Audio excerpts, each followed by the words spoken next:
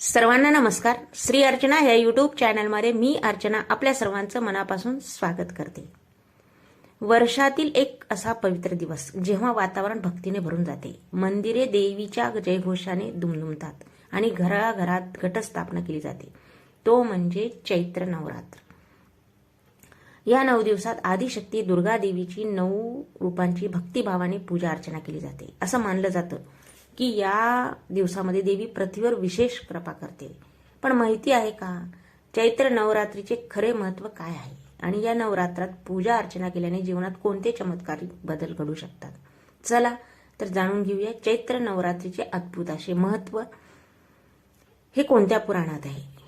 मार्कंडेय पुराणामध्ये याचा उल्लेख केला आहे. यात दुर्गा सप्तशतीमध्ये देवीची उपासना, नवरात्र, दुर्गा देवीने असुराचा नाश केला, कसा केला याचं वर्णन आहे. नवरात्रीशी सर्वात जास्त संबंध याच ग्रंथामध्ये आहे, मार्कंडेय पुराणामध्ये.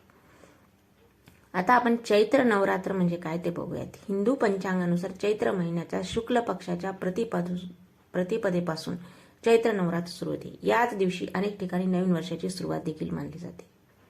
महाराष्ट्रात या दिवशी गुढीपाडवा साजरा केला जातो, त्यामुळे चैत्र नवरात्रीला नवीन सुरुवातीचे प्रतीक मानलेले आहे. 9 दिवस हा असतो नवरात्र. पुराणानुसार या 9 दिवसात देवीने दुष्ट शक्तीवर विजय मिळवण्यासाठी विविध रूप धारण केले. या काळामध्ये देवीच्या 9 रूपाची पूजा अर्चना केली जाते, असं धार्मिक महत्त्व आहे. चैत्र नवरात्र 9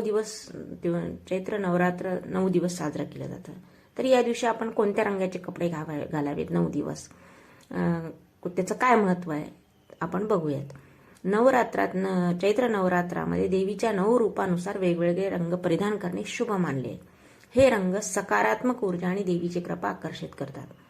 पहिला दिवस काय असतो? शैलपुत्रीचा. त्या दिवशी रंग असतो पिवळा. पिवळा रंग का परिधान करावा? आनंद आणि शुभतेचे प्रतीक आहे म्हणून. दुसरा दिवस आहे ब्रह्मचारिणी. त्याचा रंग आहे हिरवा. कशामुळे रंग घालायचं? तर शांततासाठी हा रंग घालायचा आणि आपल्या जीवनामध्ये सकारात्मक बदल पण दर्शवतो हा. तिसरा दिवस आहे चंद्रघंटा. त्याचा रंग आहे करडा. हे धैर्य आणि स्थैर्याचं प्रतीक आहे. चौथा दिवस असतो कुष्मांडा. रंग आहे नारंगी. ऊर्जा आणि उत्साहासाठी हा रंग परिधान करावा. 5वा दिवस आहे स्कंदमाता. रंग आहे पांढरा. हे शुद्धता आणि शांततेचं प्रतीक आहे, पांढरा रंग. 6वा दिवस कात्यायनी. रंग आहे लाल. शक्ती आणि साहसासाठी हा रंग परिधान करायचा. 7वा दिवस आहे कालरात्री. रंग आहे निळा. हे कशासाठी परिधान करायचं आपल्याला? की संरक्षण, कवच आणि शक्ती याच्यासाठी हा परिधान करायचा. 8वा दिवस आहे महागौरीचा. रंग आहे गुलाबी. प्रेम आणि करुणा याच्यासाठी हा रंग परिधान करायचा. 9वा दिवस आहे सिद्धदात्री. रंग आहे जांभळा, पर्पल कलर कशामुळे? अध्यात्म आणि समृद्धी वाढवण्यासाठी हा रंग परिधान करायचा. हे सर्व रंग दुर्गा देवीच्या 9 रूपाशी संबंधित मानले जातात, म्हणून आपण हे परिधान करायचे असतात. आणि या 9 दिवसात हे रंग घातल्यास देवीची विशेष अशी कृपा मिळते आणि जीवनात सकारात्मक ऊर्जा वाढते असंही मानलं जातं. या 9 रूपाची पूजा अर्चना केल्याने भक्ताला शक्ती, धैर्य, बुद्धी आणि समृद्धी प्राप्त होते. चैत्र नवरात्र हा साधना आणि आत्मशुद्धीचा काळ मानला जातो. या दिवसात लोक उपवास करतात, देवीचे जप करतात, पाठ, स्तोत्र म्हणतात, मंदिरात दर्शन घेतात. असं मानलं जाते की या काळात केलेली साधना अनेक पटीने फलदायी ठरते. हे चैत्र नवरात्र कशी साजरी करावी छोट्या नियमाने ते मी इथे सांगितलेलं आहे. हे साजरं कसं करायचं? तर घटस्थापना केली जाते. आपण जशी अश्विन नवरात्रात घटस्थापना असते तशी घटस्थापना केली जाते. देवीची आरती, भजन, देवीच्या 9 रूपाची पूजा अर्चना केली जाते. अष्टमी नवमीला कन्यापूजन केले जाते. कन्यापूजन म्हणजे काय? लहान मुलींना देवीचे रूप मानून त्याची पूजा अर्चना, ओटी, हळदी, कुंकू, ते पाय वगैरे धुणे, मळवट भरणे असं केलं जातं. सुवासिनीचं पण पूजन अर्चना केली जाते. हळदी, कुंकू, ओटी दिले जाते. 9 दिवस दिले जाते. एखाद्या वेळेस 9 दिवस नाही मिळाले तर पहिल्या दिवशी आणि शेवटच्या दिवशी तर अवश्य ह्याला बोलवावं सुवासिनीला. हळदी, कुंकू, ओटी दिल्यामुळे कसं म्हणजे कारण आपण सुवासिनी म्हणजे देवी असं मानलेलं आहे, त्याच्यामुळं आपण सुवासिनीची ओटी अवश्य भरावी. आणि कुमारिका पूजन सुद्धा महत्वाचं असतं. चैत्र नवरात्र ही भारतात मोठ्या भक्तिभावाने साजरा केली जाते. या 9 दिवसात लोक आदिशक्ती दुर्गा देवीची पूजा अर्चना उपवास करतात. विविध ठिकाणी धार्मिक विधी पण असतात.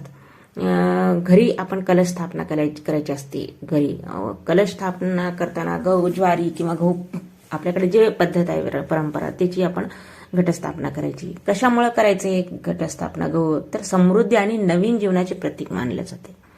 रोज देवीची पूजा अर्चना करायची, फुले अर्पण करायचं, आरती म्हणायची देवीची. सकाळ आणि संध्याकाळी दररोज आरती असते देवीची. दुर्गा सप्तशती आणि स्तोत्र पठण करायचं. अनेक भक्त नवरात्रात उपवास सुद्धा करतात. 9 दिवस उपवास करतात. 9 दिवस नाही जमलं तर अष्टमीला तर तो उपवास केलेलं चांगलं असतं. भजन, पूजन, कीर्तन, जागरण केलं जातं. त्यामुळे काय होतं, वातावरण भक्तिमय होतं. कन्यापूजनाला सुद्धा महत्व आहे, कारण कन्या म्हणजे देवीचंच रूप मानलेलं जातं. त्याच्यामुळे कन्यापूजन अवश्य करावं. थोडक्यात काय, चैत्र नवरात्र म्हणजे भक्ती, साधना आणि देवीच्या कृपेचा अनुभव घेण्याचा पवित्र असा दिवस आहे. या दिवशी घटस्थापनेच्या दिवशी जे 9 दिवसाचे जे कलर सांगितलेले आहेत ते कलर पण घालावेत. कारण काय, ते कलर घातल्यामुळं सकारात्मक बदल होतो. कारण देवीच्या हे जे कलर असतात ना, ते देवीच्या रूपाचे कलर असतात. त्याच्यामुळे ते कलर अवश्य आपण घालावे. आणि उपवास घडला नाही जमला तर एक टाइम तरी आपण जेवण करायचं त्या दिवशी. तसं तर उपवास 9 दिवस उपवास करतात, पण आपल्याला एखाद्या वेळेस काही कारणास्तव नाही करता आलं तर आपण दररोज एक दिवस एक टाइम जेवण, एक टाइम उपवास असं करावं. भक्तिभावानं करावं हे सगळ्यात महत्वाचं असतं. म्हणूनच चैत्र नवरात्र हा फक्त सण नाही, तो आहे भक्ती, शक्ती आणि नव्या सुरुवातीच्या पवित्र उत्सव. या 9 दिवसात आदिशक्ती दुर्गा देवीच्या 9 रूपाची भक्तिभावाने पूजा अर्चना केली जाते. असं मानलं जातं की या काळात देवीची उपासना केल्यास जीवनातील अडथळे दूर होतात, मनाला शांती मिळते आणि घरात सुख समृद्धी येते.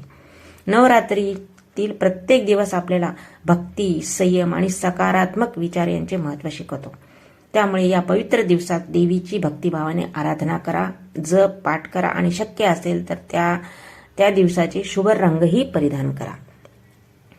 कारण भक्तीने केलेली देवीची उपासना कधीही व्यर्थ जात नाही. आदिशक्ती दुर्गा देवी आपल्या भक्तांच्या मनातील इच्छा नक्की पूर्ण करते, असं आपल्या धर्मशास्त्रात सांगितलेलं आहे. जय माता दी.